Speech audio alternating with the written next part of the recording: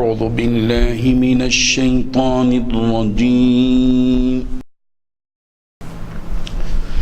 بسم الله الرحمن الرحيم لا جناح عليكم إن طلقتم النساء ما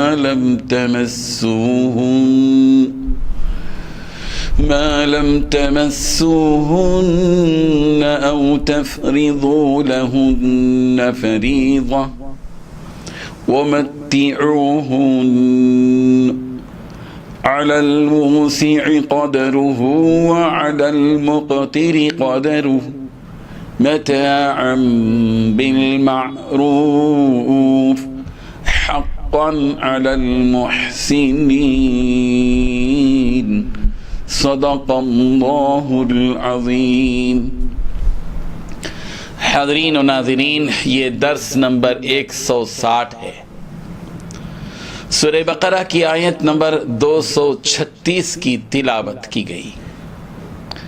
لا جناح علیکم، کوئی گناہ نہیں تم پر، ان طلقتم النساء، جب تم عورتوں کو طلاق دو، ما لم تمسوہن، جبکہ تم نے ان کو چھوا تک نہ ہو، او تفرضوا لہن فریضہ، اور نہ ان کے لیے مہر مقرر کیا ہو، ومتعوہن،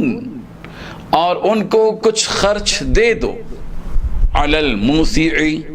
گنجائش رکھنے والے پر، قدرہ، اس کی گنجائش کے بقدر ہے، وعلی المقتر، اور تنگ دست پر، قدر اس کی حیثیت کے بقدر ہے، متاعا بالمعروف، یہ فائدہ پہنچانا عمدہ طریقے پر ہو، حقا علی المحسنین، یہ واجب ہے اچھا سلوک کرنے والوں پر۔ اس آیت کا ترجمہ یہ ہے، کوئی گناہ نہیں تم پر اگر طلاق دے دو عورتوں کو جبکہ تم نے ان کو چھوا نہ ہو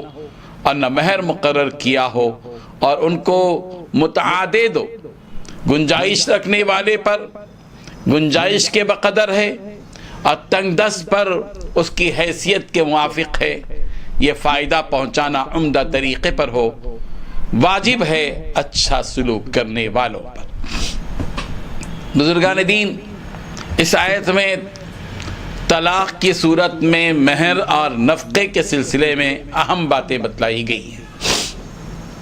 اگر کوئی شخص اپنی بیوی کو صرف نکاح کر کے طلاق دے دے، ایسی صورت میں جبکہ اس نے اپنی بیوی کو چھوا تک نہیں، نہ جماع کیا، نہ اس کے ساتھ خلوت صحیحہ ہوئی، اور ابھی مہر بھی مقرر نہیں کیا، تو ایسی صورت میں شوہر پر مہر دینا اب واجب نہیں ہے، جب اس نے نکاح کے فوری بعد بغیر خلوت صحیحہ کے، بغیر جماع کے، اور بغیر جو ہے اس کو ٹچ کیے کہ اس نے جو ہے ویسے ہی اس کو طلاق دے دی، تو ایسی صورت میں مہر دینا واجب نہیں ہے۔ البتہ دلداری اور احسان کے طور پر اپنی جس سے نکاح کیا اس کو کچھ دے دے، چاہے وہ ایک جوڑا کپڑے ہی کیوں نہ ہو، کپڑے ہی کی شکل میں کیوں نہ ہو۔ یہ جو کچھ نفقہ دینے کی بات کہی ہے وہ مرد کی حیثیت کے مطابق ہوگا، اگر مالدار ہے تو اپنی حیثیت سے کچھ زیادہ دے دے، اور اگر تنگ دست ہے تو اپنی حیثیت سے جو کچھ ہے وہ دے دے، جو کچھ دے سکتا ہے دے دے۔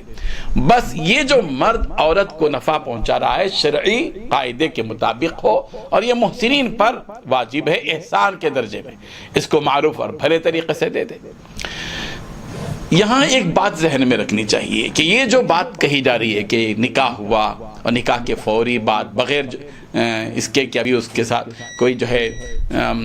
ٹچ نہیں کیا تھا، نہ مباشرت بھی، نہ جماع ہوا اور نہ خلوت صحیحہ ہوئی، ویسے فوراً یہ دور رسالت اور دور صحابہ کے اس زمانے کے نکاح کو سامنے رکھ کر اس آیت کو سمجھا جائے۔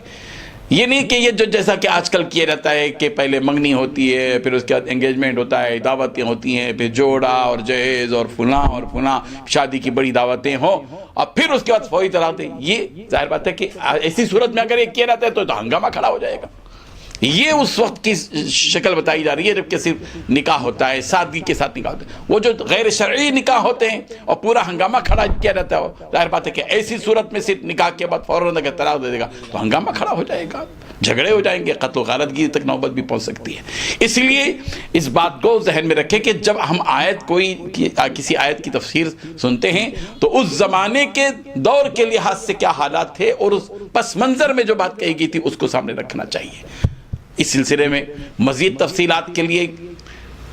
مفتیان کرام سے مشورے کریں، اس لیے کہ طلاق کا معاملہ، نفقے کا معاملہ، مہر کا معاملہ، ظاہر بات ہے کہ اس میں کچھ شکلیں ہوتی ہیں، کچھ صورتیں ہوتی ہیں، کچھ ایسی چیزیں ہوتی ہیں جن کی میں نزاکت ہوتی ہے، اس لیے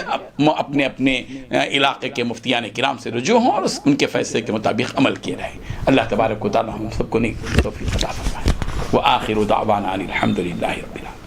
لا إله إلا الله، لا إله إلا